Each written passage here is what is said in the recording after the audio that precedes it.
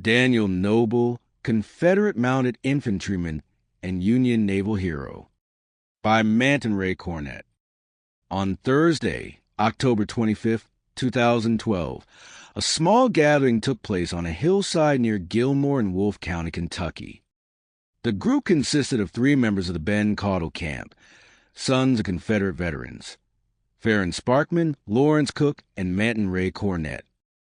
Sparkman and Cornett had arrived from Hazard, Kentucky, while Lawrence and his wife had traveled from Pike County. The group had come together to place a marker on the grave of a man who lived an incredible young life. Daniel Noble was born in Breathitt County in 1838, the son of Hiram and Sarah Frances Noble. Like most young men in the area, he considered himself a farmer. Still single when the war between the states began, he and 2 of his older brothers, John Wharton and William Palmer, joined the Confederate Army. From September 23, 1862 until July 7, 1863, Daniel would serve as a private in Company G of Colonel Ben Caudle's Confederate 13th Kentucky Cavalry, designated as the 10th Kentucky Mounted Infantry in 1863. For months, they rode throughout southeastern Kentucky and southwestern Virginia. Then Daniel's life would take an almost unbelievable turn. While in Gladeville, Virginia, the town now called Wise, Daniel and about 120 of his Confederate comrades, including his commanding officer, were captured. A Union force, led by Major John Mason Brown, had pushed through Pound Gap and caught them by surprise. From Gladeville, the prisoners of war were taken back through Kentucky to the Ohio River. On July 18, 1863, they arrived at Kemper Barracks in Cincinnati.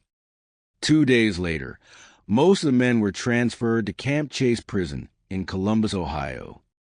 After nearly 5 weeks, Daniel was transferred again, this time to the appalling Union prison in Chicago, Illinois, known as Camp Douglas.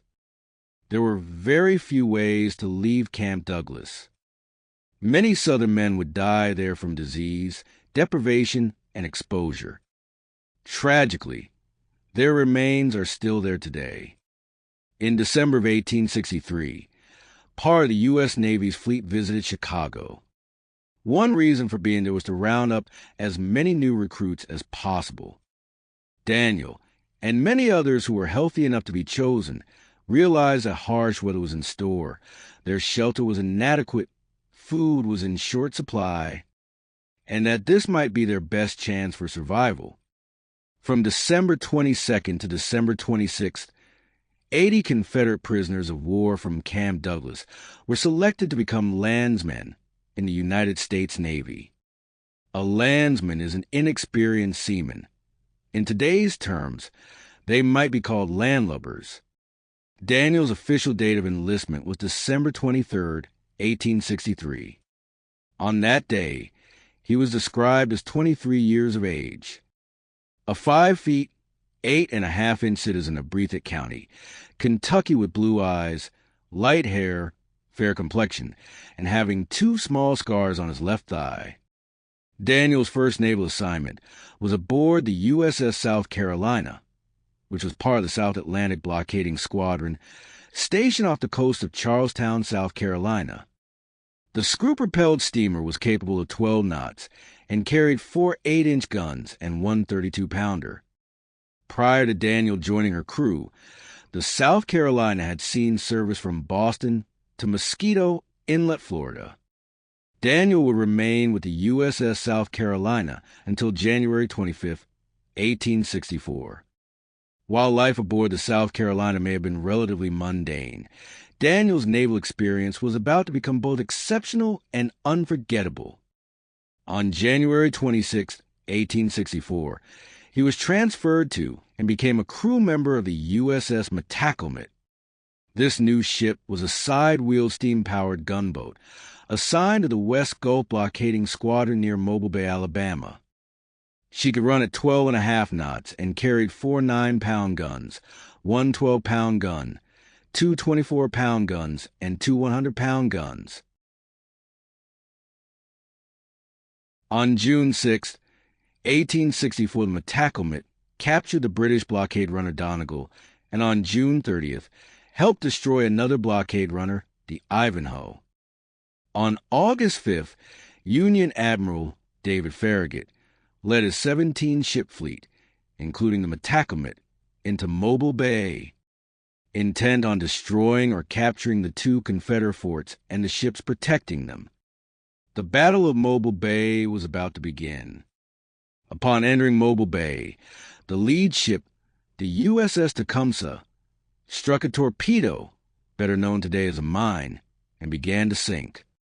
This prompted Admiral Farragut to encourage his ship's captains to continue the attack by uttering those now famous words, "Damn the torpedoes! Full speed ahead." As the battle ensued, the Metacomet helped capture the Confederate gunboat, CSS Tennessee and the CSS Selma. The crew of the Metacomet was also directed to rescue the crew of the ill-fated Tecumseh. 6 crewmen, including Landsman Daniel Noble, were dispatched from the Metacomet in a small boat. Their goal was to rescue as many crewmen from the Tecumseh as possible. Through their heroic efforts, they were able to save 10 Union sailors from an almost certain death. For their daring deed, all 6 crewmen of the Metacomet were awarded the Congressional Medal of Honor. Soon after the Battle of Mobile Bay, the Metacomet was sent to the coast of Texas, where the crew captured a blockade runner named Susanna on November 28th, and the schooner Sea Witch on December 31st. While in New Orleans on January 1st, 1865, Daniel deserted the U.S. Navy and began making his way back to Kentucky. On January 15, 1866, Daniel Noble was awarded the Congressional Medal of Honor. The citation reads, "For the President of the United States of America, in the name of Congress, takes pleasure in presenting the Medal of Honor to Landsman Daniel Noble, United States Navy, for extraordinary heroism in action while serving as landsman on board the USS Metacomet.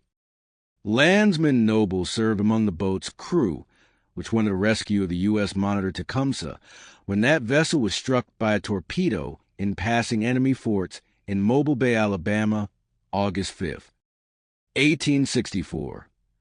Landsman Noble braved the enemy fire, which was said by the Admiral to be one of the most galling he had ever seen, and aided in rescuing from death 10 of the crew of the Tecumseh, thereby eliciting the admiration of both friend and foe. We know little about Daniel's life after the war, since he didn't exactly leave the U.S. Navy on friendly terms, and since he was living in a remote area, making communication with the outside world difficult. It is very likely that he never knew about the Medal of Honor award. We do know that he applied for a Union pension, which was rejected in 1890. We know that his 2 marriages produced 8 children, and that the family spent most of the post-war years in Wolfe County, near Campton. And finally, we know that Daniel died in 1903 and is buried in the Childers Cemetery at Gilmore in Wolfe County, Kentucky. We also know that Daniel received an upright Confederate headstone from Veterans Affairs in 2007. At that time, local researchers were totally unaware of his experiences beyond Camp Douglas and his enlistment in the U.S. Navy. That new information first surfaced in February 2012 when Mr. Don Morph, a member of the Medal of Honor Society, contacted Farron Sparkman, one of the researchers who had completed the process that led to Daniel's Confederate headstone being placed on his grave. The Society had attempted to obtain a Union headstone with Medal of Honor recognition and had been refused. The Veterans Administration informed the Society that the only way they would grant their request would be for the Confederate marker to be removed from Daniel's grave. This seemed undesirable, even unacceptable, to all parties concerned. The only other alternative would be to use private funds to purchase a reasonable facsimile from a private monument company. That option was explored and eventually a marker was purchased by the Noble Family Association, produced by Appalachian Monument in Macon, Kentucky, and placed by members of the Ben Caudle Camp SVC. Daniel's grave, with his unique combination of headstones, is located on a wooded hillside east of Highway 1419 in Wolfe County, just north of Linden Drive.